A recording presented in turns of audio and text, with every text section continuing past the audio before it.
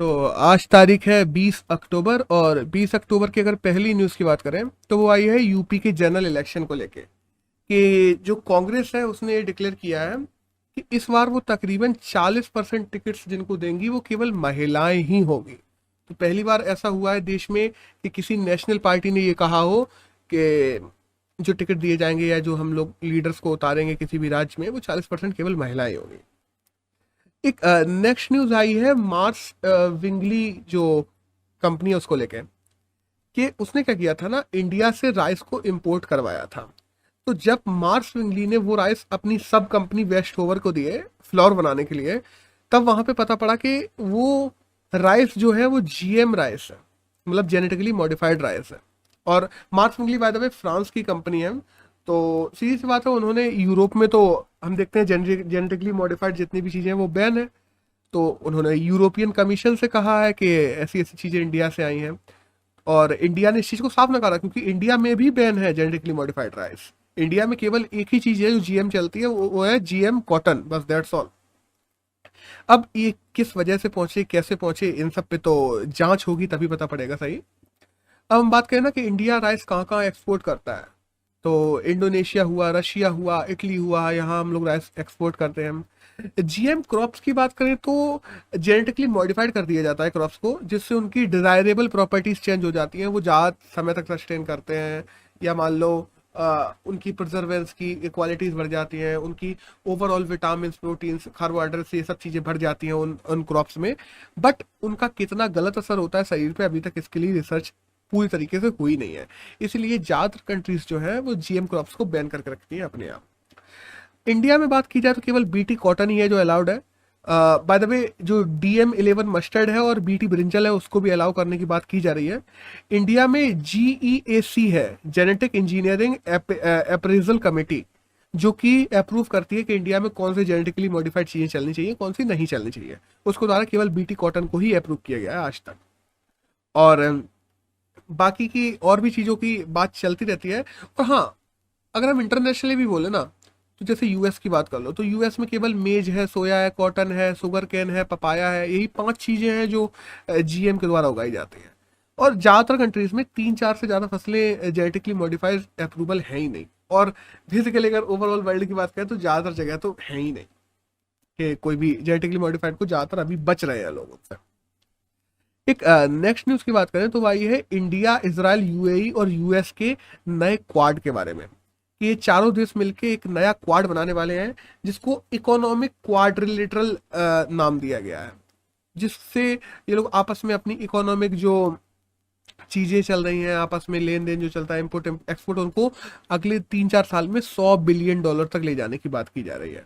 और अभी हम देखते हैं कि हमारे फॉरेन मिनिस्टर और इन चारों ही देश के फॉरेन मिनिस्टर की मीटिंग हुई थी जिसमें ये तय किया गया है कि नया वेस्टर्न क्वाड बनेगा। इससे पहले हम देखते हैं एक क्वाड और है जो ईस्टर्न क्वाड के रूप में जाना जाता है। हम लोग देखते हैं कि अभी एक नया क्वाड बना था जिसमें ऑस्ट्रेलिया है, जापान है, इंडिया, यूएस है।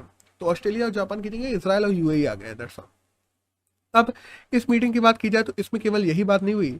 हम देखते हैं इंटरनेशनल सोलर अलायंस में इसराइल ने भी अपनी कर लिया कि ज्वाइन कर लिया है। वहीं हम देखते हैं कि फ्री ट्रेड एग्रीमेंट्स को भी लेके काफ़ी बातें हुई हैं। एक नेक्स्ट न्यूज़ है भास्कर अब्दा को लेके। हम जानते हैं कि 7th सेंचुरी में जो असम है उस एरिया में कामरूप किंगडम चलता था जिसके भास्कर वर्मन राजा थे। उनके द्वारा एक कैलेंडर बनाया गया था भास्कर अब्दा नाम से। हाल ही में जो असम की गवर्नमेंट है उसने उस कैलेंडर को ऑफिशियल कैलेंडर के रूप में अपना लिया है। यह कैलेंडर बेसिकली सोलर सिस्टम पे बेस्ड है, जो सोलर सिस्टम ऑफ मून पे बेस्ड है। और ये 593 AD से शुरू होता है। हम बात करें हमारे देश में और कौन कौन से कैलेंडर हैं, तो हम देखते हैं विक्रम संवत है। जो विक्रम कैलेंडर हम लोग बोलते हैं वो 56 BC शुरू होता है, जिससे हम देखते हैं हिंदुइज्म में ज़्यादातर जो पर्व मनाए जाते हैं वो इसी कैलेंडर बेस होते हैं। इस्लाम में हिजरी कैलेंडर है जो 622 AD शुरू हुआ था जब मोहम्मद साहिब मक्का से मदीना गए थे तब। शक कैलेंडर भी है एक जो हमारे सरकारी कैलेंडर माना जाता है जो 78 AD से शुरू होता है। और ग्रिगोरियन कैलेंडर तो है ही है जो ओवरऑल पूरी दुनिया में ज़्यादातर लोग मानते हैं। एक नेक्स्ट न्यूज़ है यमन को लेके कि यमन में यूनिसेफ की एक नई रिपोर्ट आई है जिसके अनुसार हर रोज तकरीबन 4 बच्चे मारे जा रहे हैं। और ये किस वजह से हो रहा है? उनकी सिविल वॉर की वजह से। हम लोग जानते हैं कि जैसे सऊदी है, ओमान है, इसके पास में है यमन। और यमन में हम देखते हैं पहले हूती जो ट्राइब होती थी उनका ही रूल होता था, जो कि सिया ट्राइब थी बाय द वे। फिर बाद में पावर शफल हुआ, धीरे धीरे सिया के बाद सुन्नी ने राज किया, फिर सियाओं के हाथ में राज आया। अभी सलेह थे जो 2012 तक वहाँ के प्रेसिडेंट थे। फिर अरब स्प्रिंग होती है और वहाँ पे हैती नए प्रेसिडेंट बनते हैं जो कि सुन्नी है। तो आपस में सिया सुन्नी की लड़ाई चलती ही रहती है वहाँ पे। और फिर हम देखते हैं कि ईरान जो है वो सलेह और हैती को पीछे से बैक करता था सऊदी अरेबिया के खिलाफ लड़ने में। तो इन सब चीज़ों के चलते हुए वहाँ के बच्चों पे बहुत गलत असर पड़ रहा है।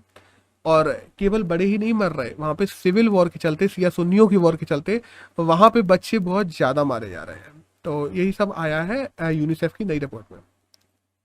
एक नेक्स्ट न्यूज़ है भारतीय एयरटेल की IQ वीडियो प्लेटफॉर्म को लेकर कि 50 से अलग अलग प्लेटफॉर्म है, जैसे नेटफ्लिक्स हो गया, अमेजोन इंडिया हो गया, और हम देखते हैं कि अमेजोन प्राइम हो गया, उसके बाद में बहुत सारे प्लेटफॉर्म है, सोनी वीडियो हो गया।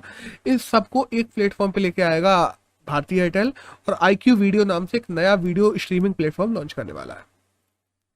एक नेक्स्ट न्यूज़ है MCC को लेके। मेलबर्न क्रिकेट क्लब जो है, श्रीनाथ और हरभजन, ये दो हमारे यहाँ के बॉलर्स हैं, उनको MCC की लाइफ टाइम मेंबरशिप दे दी गई है।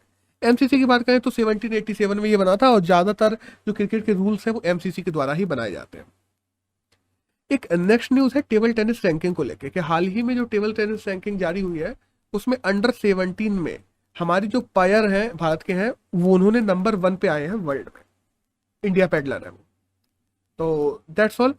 एक नेक्स्ट न्यूज़ है ये इंडियन एक्सप्रेस में IIT दिल्ली को लेके कि हम देखते हैं centre for energy study department जो IIT दिल्ली में काम करता था एनर्जी के बारे में नए नए R&D करने के लिए, उसी को बढ़ावा देने के लिए IIT दिल्ली के द्वारा एनर्जी इंजीनियरिंग का नया कोर्स लॉन्च कर दिया गया है। तो इंजीनियरिंग की जाएगी एनर्जी में, क्या एनर्जी कैसे प्रोड्यूस की जाए, एनर्जी को कैसे बढ़ावा दिया जाए, इन सब को लेके अब IIT दिल्ली इंजीनियरिंग करवाएगा। एक नेक्स्ट न्यूज़ है वर्ल्ड इकोनॉमिक आउटलुक को लेके, जो IMF की रिपोर्ट आई है वर्ल्ड इकोनॉमिक आउटलुक की, जिसमें ये बताया गया है कि भारत में कोरोना से पहले तकरीबन 40 करोड़ जॉब्स थी, ऑर्गेनाइज अनऑर्गेनाइज दोनों सेक्टर में मिला के। और अगर बात की जाए जिसमें गवर्नमेंटल जॉब्स की तो 2.5 करोड़ है जो गवर्नमेंटल जॉब्स थी। मतलब तकरीबन 90% लोग इनफॉर्मल सेक्टर में ही काम करते थे।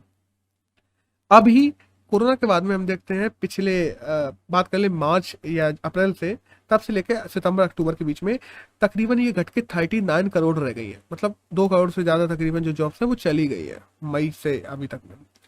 और बात करें कि इंडिया के ज़्यादातर लोग किस काम, ज़्यादातर जो जॉब्स वर्कर्स हैं वो किस में काम करते हैं, तो वो एग्रीकल्चर, फॉरेस्ट्री और फिशरी में ही काम करते हैं। 90% जो ओवरऑल जॉब्स हैं और उसी रिलेटेड है या उसी में काम करते हैं। अब अगर बात करें ना फॉर्मल इनफॉर्मल में अंतर क्या होता है। फॉर्मल में हम देखते हैं लीव्स होती हैं, मेडल लीव्स होती हैं, उसके बाद में हम लोग देखते हैं मेडिकल्स होते हैं, अलाउंसेस होते हैं, ये सब चीज़ें, बहुत सारी बेनिफिट्स दिए जाते हैं फॉर्मल में। इनफॉर्मल में ये सब बेनिफिट्स नहीं होते हैं और जॉब सिक्योरिटी भी नहीं होती इनफॉर्मल में, कब भी निकाल दिया जाए, कभी जॉब है कभी नहीं है, बहुत सारी प्रॉब्लम्स हैं। एक नेक्स्ट न्यूज़ आई है निहंग सिख को लेके। अभी हम लोगों ने देखा सिंधु बॉर्डर पे जहाँ पे किसानों का आंदोलन चल रहा है, वहाँ पे निहंग सिख के द्वारा एक आदमी को मार दिया गया था, ये सब चीज़ें रिपोर्ट में आई थी। तो अभी हाल में ये भी आया है कि उन लोगों ने इस वजह से मारा था क्योंकि जो होली बुक है सिख की, सिखों की, इसको गुरु ग्रंथ साहिब कहते हैं, उस आदमी के द्वारा उसको बुरा बताया गया था, उसके बारे में बुरा भला बोला गया था, जिस वजह से इन लोगों ने ऐसे कदम उठाए।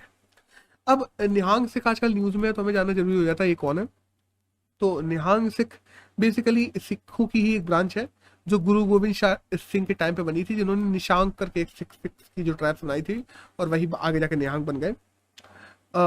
हम देखते हैं कि बूढ़ा दल है, तामा दल है, बीड़ी चांद दल है, ऐसे अलग अलग दलों में डिवाइड है ये निहंग सिख्स। सिख पंथ की बात करें ना तो सिख पंथ को ये लोग बहुत ज़्यादा फोर्सफुली मानते हैं। और अहमद शाह अब्दाली के टाइम पे भी हम लोगों ने देखा था कि जो दीप सिंह थे उन्होंने एक पूरी टीम बनाई थी जिनमें निहंग सिख की ही टीम थी जिसको उन्होंने लीड किया था।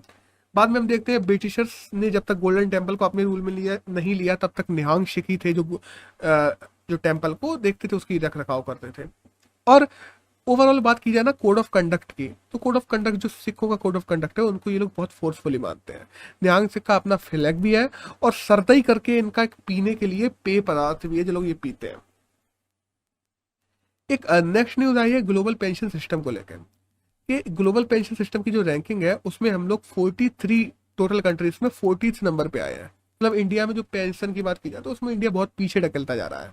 हम बात कर ले, हाल ही में सेंटर के द्वारा श्रमधन मानधन स्कीम लॉन्च की गई थी, जिसमें बात किया गया था कि जो अनऑर्गेनाइज सेक्टर में लोग काम करते हैं उनको 3,000 रुपये मंथली पे दिया जाएगा 60 साल के बाद में।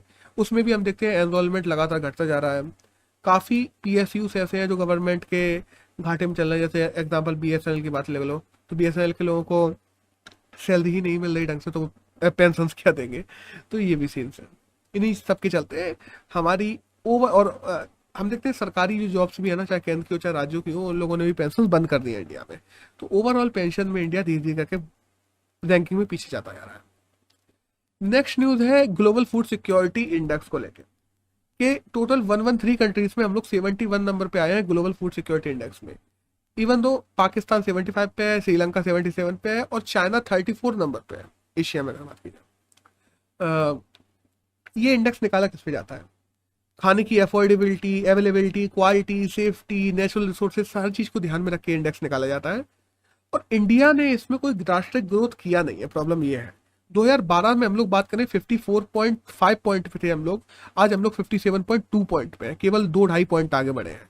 वहीं हम बात करें पाकिस्तान 9 पॉइंट, श्रीलंका तकरीबन 7 पॉइंट, चाइना तकरीबन 9.5 पॉइंट से ज्यादा 9.6 पॉइंट आगे बढ़ गया है। तो इंडिया को इन सब चीजों पर ज्यादा ध्यान देने की जरूरत है। एक नेक्स्ट न्यूज है कुदुम्बाश्री प्लेटफॉर्म को लेकर कि केरल गवर्नमेंट के द्वारा कुदुम्बाश्री प्लेटफॉर्म बनाया जा रहा है। बात अभी है क्या, कुदुम्बाश्री रिटेल स्टोर्स होंगी, केवल ऑनलाइन भी चलेंगी कि ऑफलाइन भी बनाई जाएंगी। इनके द्वारा जो गवर्नमेंट PSUs है केरल की राज्य सरकार के, उसके द्वारा बनाए हुए अलग अलग जो चीजें हैं वो लोग ऑनलाइन और ऑफलाइन दोनों तरीके से खरीद सकेंगे इस प्लेटफॉर्म पर जाके। एक नेक्स्ट न्यूज है प्रधानमंत्री फूड माइक्रो प्रोसेसिंग स्कीम। ये क्या है कि जैसे मान लो जो फूड माइक्रो प्रोसेसिंग करते हैं जो लोग अलग अलग जगह पे, हर डिस्ट्रिक्ट में कोई ना कोई ऐसा फूड तो होता है जो फेमस होता है। वहाँ के जो सेल्फ हेल्प ग्रुप है जो उनको बढ़ावा देना चाहेंगे, वहाँ के जो लोग हैं उन चीज़ों को और ज़्यादा बनाना चाहेंगे, तो गवर्नमेंट उनको इंसेंटिवाइज करेगी। गवर्नमेंट उनको 40,000 रुपए तक का लोन देगी, वो भी इंटरेस्ट फ्री लोन। तो इन सब चीज़ों को लेके प्रधानमंत्री food micro processing scheme launch की गई है। एक नेक्स्ट न्यूज़ है दिल्ली गवर्नमेंट के द्वारा जो लागू की गई है, वो है कि दिल्ली गवर्नमेंट ने एक नया पोर्टल बनाया है, रोजगार बाजार 2.0। ये पोर्टल क्या है, जो रिक्रूटमेंट दे रहे हैं लोगों को, मतलब जो जॉब दे रहे हैं ऐसे लोग और जिन्हें जॉब चाहिए ऐसे लोग, ये दोनों लोग एक प्लेटफॉर्म पे आ सकेंगे, वहां अपना डाटा डाल सकेंगे कि हमें ऐसी जॉब चाहिए या हमें ऐसा वर्कर चाहिए, और उनको मिलाने का काम एक ऐसा प्लेटफॉर्म बनाया गया है जहाँ पे रिक्रूटर और रिक्रूटमेंट जिसको चाहिए वो जॉब जो दे रहा है और लेने वाला दोनों के लिए एक समान पोर्टल बनाया गया है, जिससे सही आदमी को सही जॉब और सही टाइम पे मिल सके। जैसा इसमें ऑर्गेनाइज सेक्टर और इनफॉर्मल सेक्टर दोनों की ही जॉब्स होंगी, ऐसा नहीं कि केवल एक पर्टिकुलर की।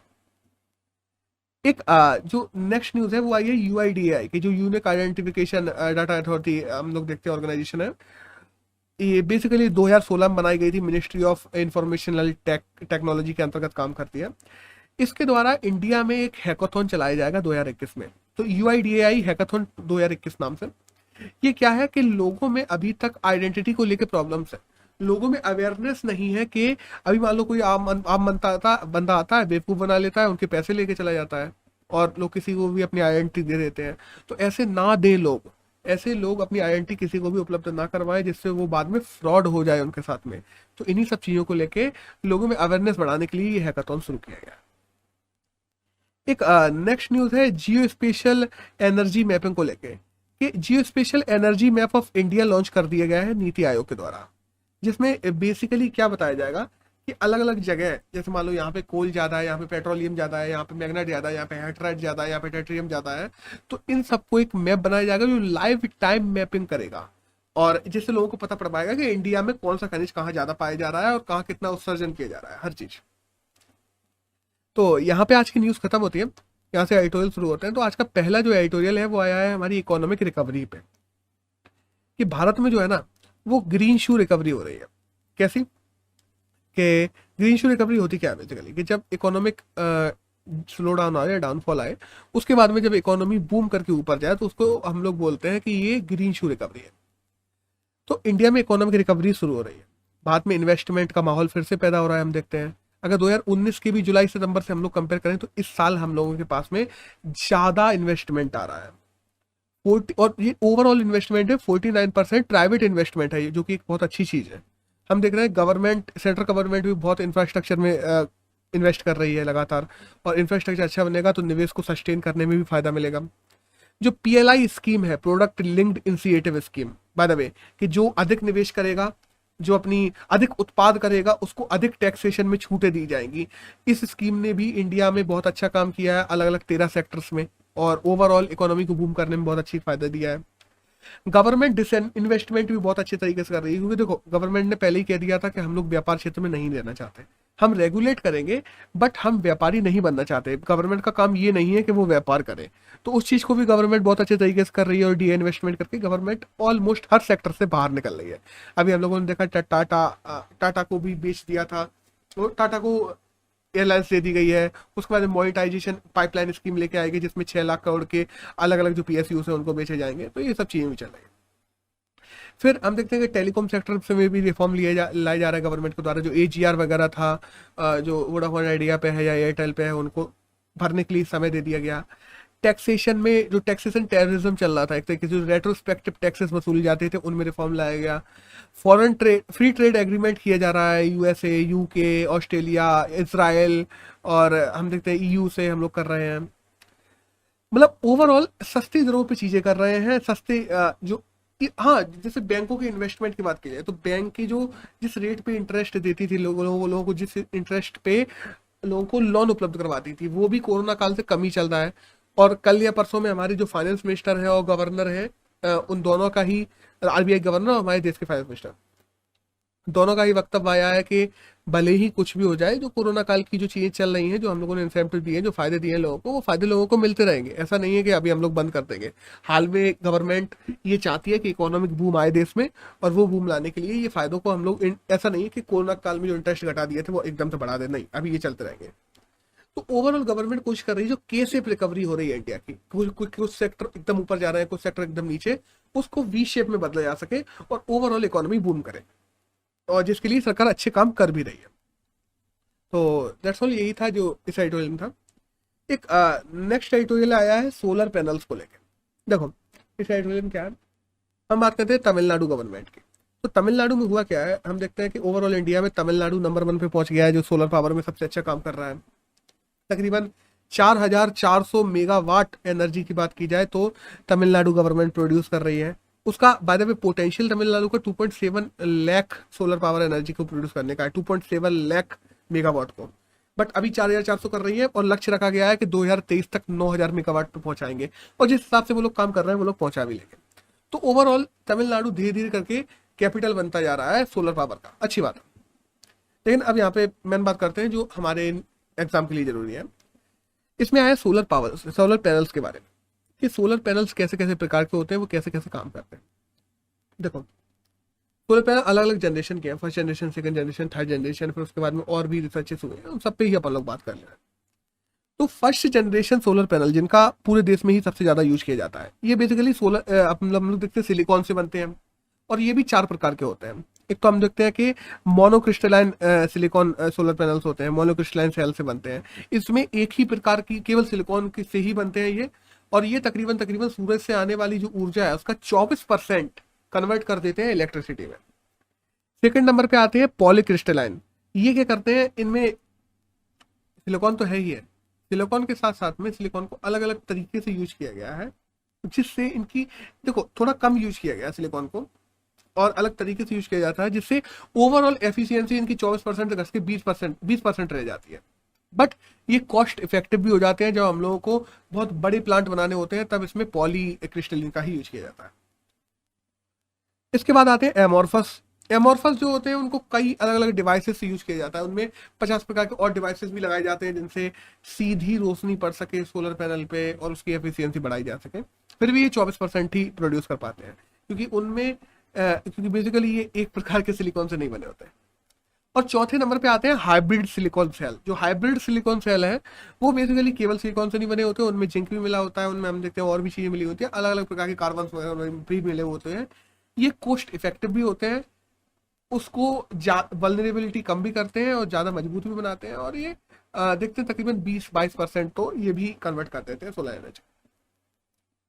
ये तो हो गया फर्स्ट जनरेशन की बात। इसके बाद में आते हैं सेकंड जनरेशन के जो सोलर पैनल है। ये सेकंड जनरेशन के जो है वो by the way thin film के रूप में है, मतलब फर्स्ट जनरेशन के ज्यादा मोटे होते थे, सेकंड जनरेशन के ज्यादा पतले हैं।